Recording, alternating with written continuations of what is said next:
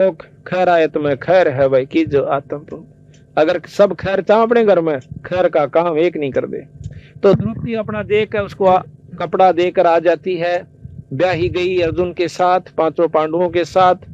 आगे आपने सारी कथाओं का मालूम ही है कि जब द्रौपदी ने नंगा करने लगे के पांचों पांडव वहीं बैठे थे, जो एक से एक बलशाली ने जो धरती तो उलझा, और किसी ने ऊपर ने नाड़ तक नहीं ठाई जब वहां पर उसको नंगा किया जाता।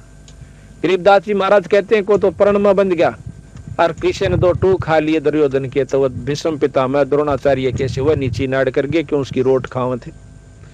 ताड़क कोई किसी का नहीं है, केवल परमात्मा सारा देश है। जब देख लिया द्रौपदी ने कहा सब ये नंग बैठे हैं, जिन्हें तो अपने समझे थी, जिनको ऊपर चौड़ी हुई हंड थी कि ये तेने कुछ नहीं करने देंगे तेरा, आज तो ये तो कुछ भी काम नहीं आए।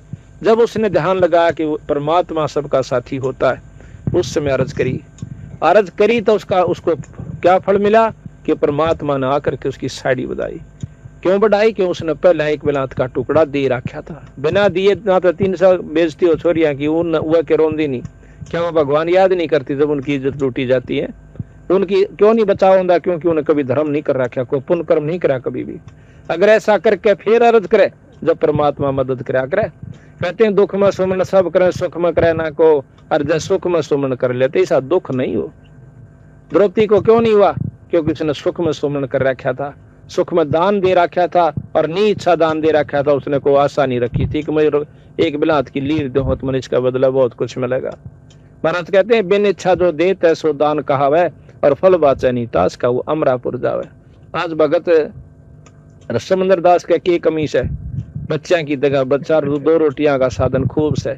ये जो समागम इसने नी इच्छा करवा रखा है, परमात्मा के नाम पर करवा रखा है, ये असंग गुणा होकर के इसको इसके भजन में मैं सहयोग देगा, और काम तो इस सरें सरेंगे।